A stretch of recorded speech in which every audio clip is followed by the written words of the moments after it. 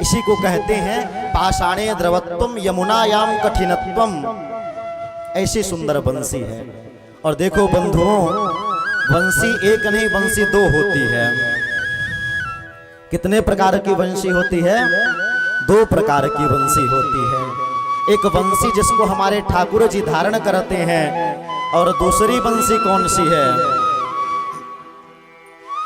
जिससे मछुआरा जो है मछली पकड़ता है, उस यंत्र का नाम होता है बंसी।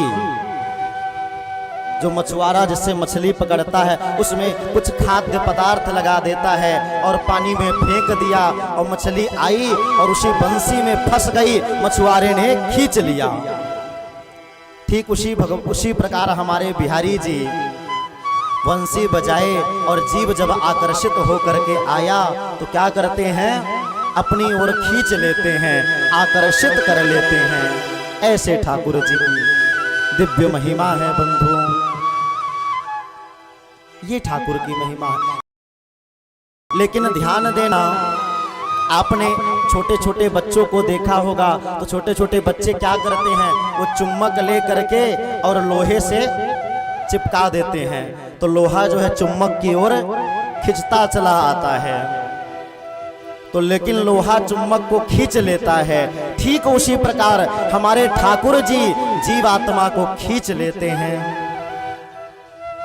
और खींचने के बाद लेकिन एक बात और है, यदि लोहा है और लोहे को आपने बारिश में फेंक दिया, लोहे पर जंग लग गई, तो फिर चुम्बक को चिपकाओगे तो चिपकने वाला नहीं है।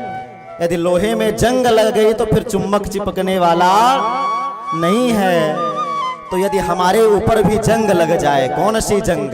काम, क्रोध, मोह, लोभ, ईर्ष्या, घृणा, पाप, ये जब जंग को लगा लोगे तो फिर ठाकुर जी कितने भी बंसी बजाएं, कितने भी चुम्बक भेजें, फिर खींचने वाले नहीं है। मोह कपट छल छिद्र न भावा, ठाकुर जी को हमारे कपट छल छिद्र पसंद नहीं है। निर्मल मन जन सो मोहि पावा। यदि ठाकुर को पाना है तो अपने मन को निर्मल बना लो, निष्कपट बना लो बंधु। और मन यदि निर्मल नहीं हुआ तो ठाकुर की कृपा होने वाली नहीं है।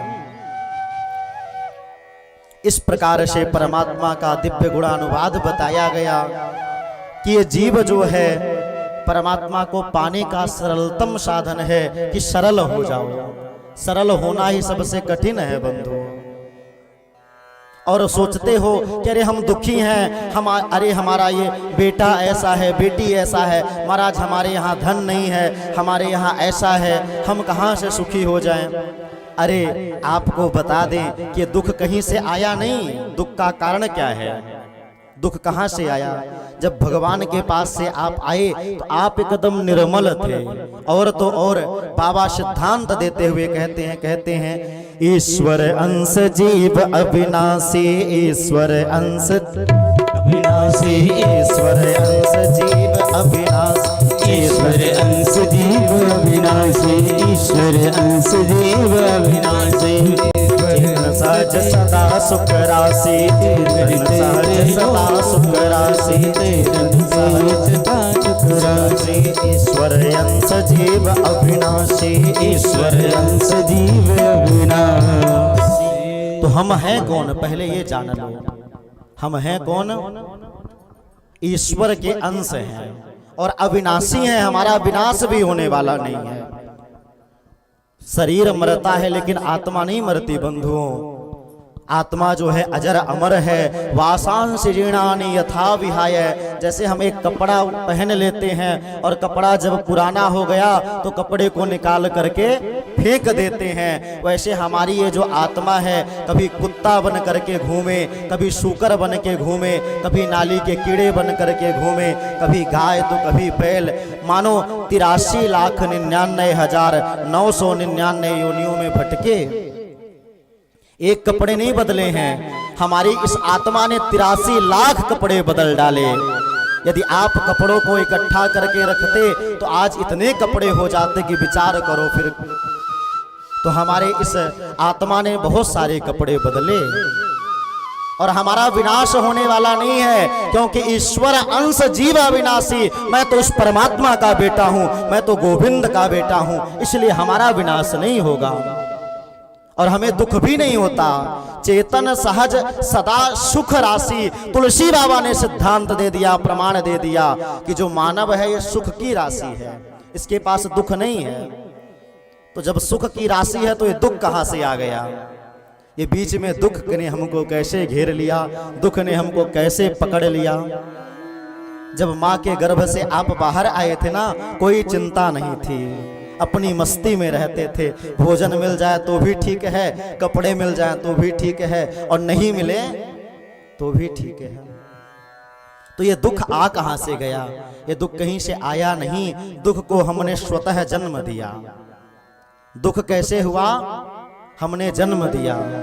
देखो ये जो तृष्णा है यही हमारे दुखों का कारण है, हमारी जो ये इच्छाएं हैं यही दुखों का कारण है। ये दुख कहीं से नहीं आया। आप अपनी इच्छाओं को कम कर लो, दुख अपने आप कम हो जाए। और हम अपने दुखों से कम दुखी हैं, पड़ोसी बगल वाले के सुख से ज्यादा दुखी हैं। कह रहे बगल वाले के यहाँ तो जो है गाड़ी है, बगल वाले के यहाँ बगला है, बगल वाले से ज्यादा दुखी हैं, अपने दुख से कम दुखी हैं। भगवान से हमने कहा भगवान हमें घर दे दो, भगवान ने कहा चल ठीक है, घर दे दिया। और जैसे घर हो गया, गृह प्रवेश करवाया, पंडित जी को बुलवाया, थोड़े दिन के लिए सुखी हो गए, अरे हमने घर बनवाया। अब एक कांटा, घर रूपी कांटा लग गया। जब तक घर नहीं बन गया तब तक दुखी रहोगे। जैसे घर बना तो कांटा निकल गया तो थोड़ा सा ठीक लगने लगा।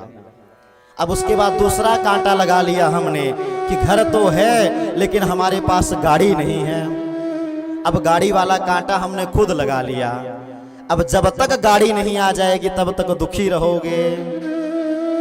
और जैसे गाड़ी आ गई, बढ़िया पूजा पाठ करा के गाड़ी में बैठे तो थोड़े दिन के लिए ठीक हो गया, लेकिन तीसरा कांटा फिर लगा लिए कि गाड़ी तो है लेकिन घर में एसी नहीं है, वातानुकूलित नहीं है। अब तीसरा कांटा लगा लिया, चौथा कांटा लगा लिया। तो हम तो कांटे पे कांटे लगा रहे हैं, ये कांटे मत लगाओ ना बंधुओं, तो दुखी कभी नहीं होगे।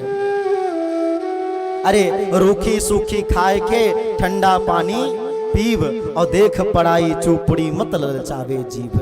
ऐसा भाव रख लो कि जही विधि राखे राम, वही विधि रहिए। सीताराम सीताराम सीताराम कहिए। कहना क्या है भगवान से? बड़ा सुंदर भाव है। सीताराम सीताराम सीताराम कहिए, जाहि विधि राखे राम ताहि विधि रहिए। सीताराम सीताराम सीताराम कहिए, जाहि विधि राखे राम ताहि विधि रहिए। ओ सीताराम सीताराम सीताराम कहिए, जाहि विधि राखे राम ताहि विधि रहिए। सीताराम सीताराम सीताराम कहिए, जाहि विधि राखे राम ताहि विधि रहिए। और जाहि विधि राखे राम ताहि विधि रहिए। जाहि विधि राखे राम ताहि विधि रहिए।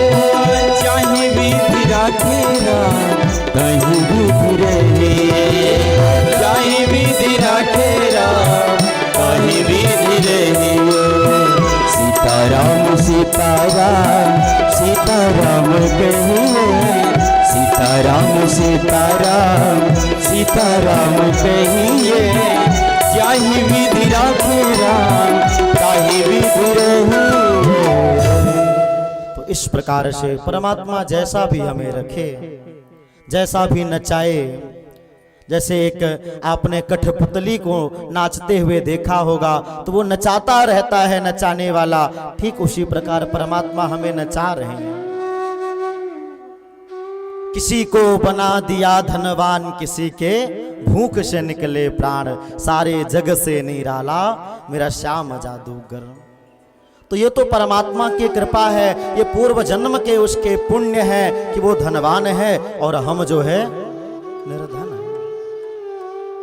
तो मानो देखो बंधुओं, हमें दुख कहीं से मिला नहीं, दुखों के कारण हम स्वतः हैं।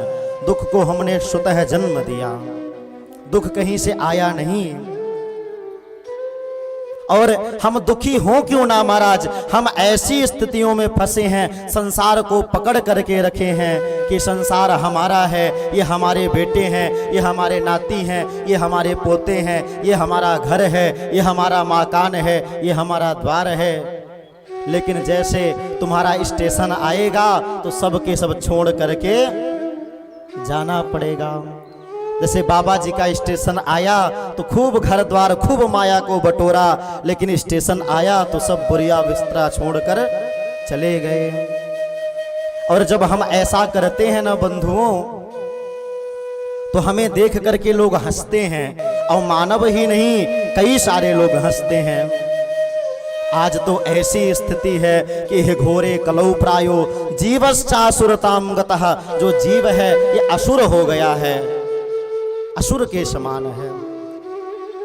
और जब हम भगवान का भजन छोड़ करके धन के पीछे भाग रहे हैं, जो जैसा मिले खा ले रहे हैं, छोटी छोटी बातों पर लड़ रहे हैं, झगड़ रहे हैं, अरे एक एक बित्ता जमीन के लिए तो लाठी चार्ज हो जाता है ना बंधुओं।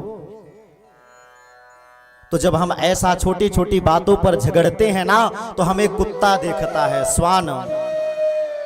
कुत्ता को हमारे यहाँ संस्कृत में ग्राम सिंह कहा गया। क्या कहा गया है? ग्राम सिंह। अब देखो संस्कृत में गालियां भी कितनी प्यारी प्यारी हैं। यदि किसी को संस्कृत में गाली दे दो, कह दो कि तुम ग्राम सिंह हो, तो सोचेगा गांव में मैं शेर की तरह रहता हूं, इसलिए मुझे ग्राम सिंह कहता है। लेकिन संस्कृत में जो है ग्राम सिंह कहते हैं कुत्ते को।